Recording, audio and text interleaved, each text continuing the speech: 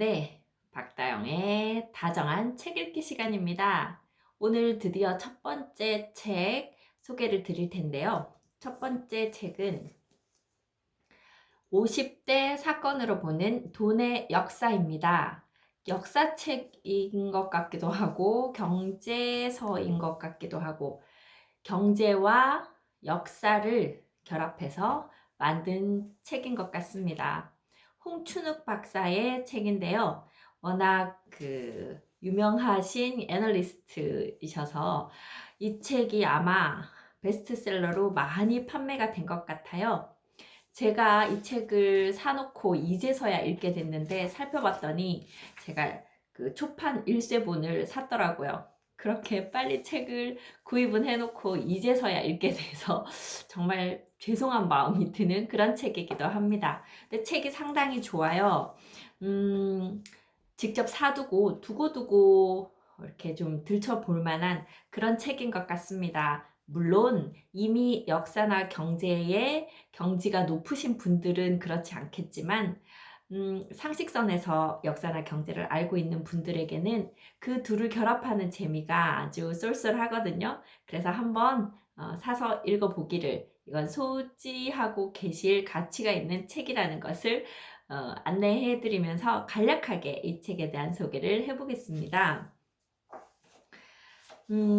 먼저 목차 위주로 볼 텐데요. 1부, 전쟁에 이기기 위해서는 더 많은 돈이 필요하다.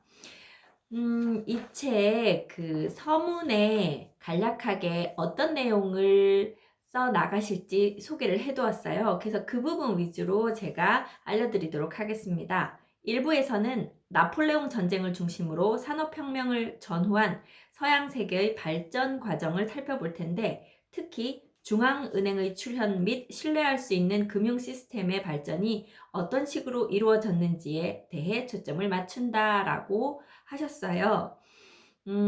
그러면서 일부 마지막 정리는 금리가 높은 나라는 투자처로 적합하지 않을 때가 많다, 이렇게 이 책에서 얘기하고 있습니다. 영국이 금리를 낮추고 아주 탄탄한 자금력을 바탕으로 해군을 이렇게 육성해서 전쟁을 승리로 이끌어 나간 그런 이야기로 풀어나가고 있는 부분이 1부입니다. 자, 2부, 대항해 시대로 열린 글로벌 경제. 2부는요, 유럽의 역사에서 벗어나 중국을 중심으로 한 동양의 역사를 다룬다. 명나라 가정제 때 왜구가 창궐했던 이유, 더 나아가 스페인의 아메리카 대륙 침략이 명나라에 미친 영향 등을 살펴보다 보면 통화 공급이 경제에 어떤 영향을 미치는지 이해할 수 있을 것이다 해서 중국 얘기가 나와요. 중국에서는 은을 어떻게 은이 어떤 영향을 미쳤나, 이제 그런 부분들 이야기가 나와서 좀 재밌게 읽을 수 있었고요. 마지막에 교훈 부분이 화폐 공급이 줄 때 경기가 나빠진다, 이렇게 되어 있는데, 저는 이 책을 전반적으로 읽으면서 경기가 침체될 때 경기를 부양하기 위해서, 버블 경제를 잡기 위해서 그런 여러 가지 해결책으로 끊임없이 화폐 공급을 늘리는 거, 양적 완화를 하는 거, 이것에 대한 조언이 계속적으로 나온다는 걸 이렇게 느꼈어요. 자, 3부로 가보겠습니다. 3부는 멜서스와 이해할 수 없는 신세계라고 되어 있는데요. 3부는 산업혁명의 발생과 확산 과정을 다룬다. 특히 벼농사 중심의 동양 사회가 기계 장비의 혁신이 아닌 인간 노동력의 집약적인 사용이라는 이른바 근면혁명의 길에 접어드는 과정을 살펴보다 보면 인구압이 경제 발전에 어떤 영향을 미치는지 절감하리라 생각된다 라고 했습니다. 그러니까 이 기술을 발전시키는 것보다 값싼 노동력을 쓰는 게 더 이득이었던 그런 나라에서 이렇게 산업혁명이 늦게 일어날 수밖에 없었던 그런 이야기도 나오고 있고요. 4부, 대공황, 대공황. 네, 4부는 1929년 대공황에 대해 다루는데, 특히 근본이제에 대해 설명을 집중할 것이다. 근본이제가 어떤 것인지, 왜 근본이제 하에서는 통화 공급 확대 정책을 시행하기 힘든지 이해할 수 있을 것이다. 이 부분 상당히 재밌었어요.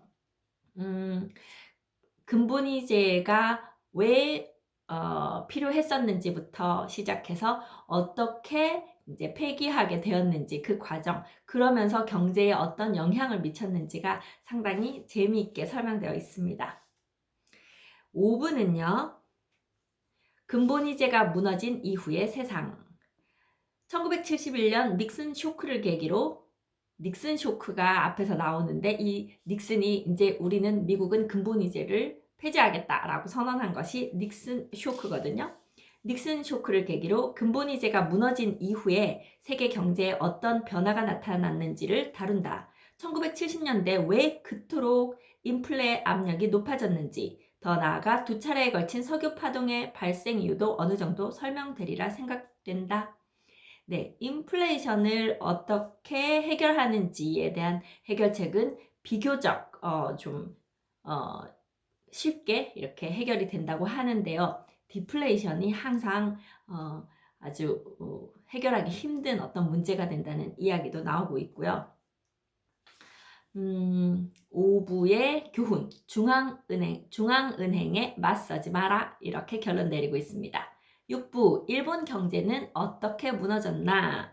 여기서는 일본의 경제를 쭉 한번 짚어보는데요. 1985년 플라자 합의를 전후한 미국과 일본 경제의 동향을 다룬다.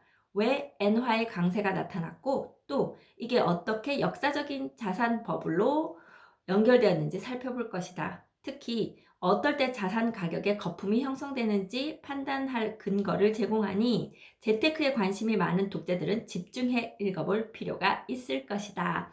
해서 일본의 상황들을 아주 이해하기 쉽도록 이렇게 제시하고 있습니다.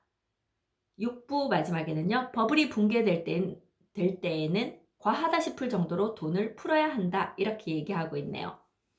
돈은 제가 풀 수 있는 게 아니어서 이건 정부에서 해줘야 되는 일이라, 정부가, 그러니까 이 책을 보면서 느낄 수 있는 게 정책이 어떻게 가고 있는지, 과연 이런 정책이 나왔을 때 미래를 어떻게 예측할 수 있을지, 그런 데 도움이 되는 책이라고 생각됩니다. 마지막 7부, 1997년 우리나라는 왜? 1997년 저도 참 기억이 나는 해예요. IMF가 막 이제 터져서 98년 막 우리 많이 힘들었던 그런 해이지 않습니까? 우리나라 경제에 있었던 다양한 이벤트를 살펴본다. 1950년에 실시한 토지 개혁의 영향은 물론 1950년대 후반부터 시작된 수출 제조업의 발전 과정과 1997년 외환 위기의 발생 과정을 다루는데, 이를 통해 외환 위기 이후 우리 경제가 어떤 변화를 겪었는지 이해할 수 있으리라 기대한다. 그러면서 건전 재정에 대한 집착을 버려라 라고 교훈을 마무리하고 있습니다. 전체적으로 과연 이런 정책이 나올 때, 또는 이런 일이 벌어졌을 때, 이게 지금 50대 사건으로 본다 그랬거든요. 그래서 전쟁이라든가 무슨 협약이라든가 뭐 그런 어떤 사건들과 그 지금 현재 경제 상태, 그 당시에 그 경제의 상태들이 어떻게 변해갔는지, 어떻게 변했기 때문에 어떤 정책을 펼쳤고, 그건 지금 와서 생각해 봤더니 실수였다, 잘했다, 잘못했다, 뭐 이런 이야기들이 쭉 펼쳐져 있는데요.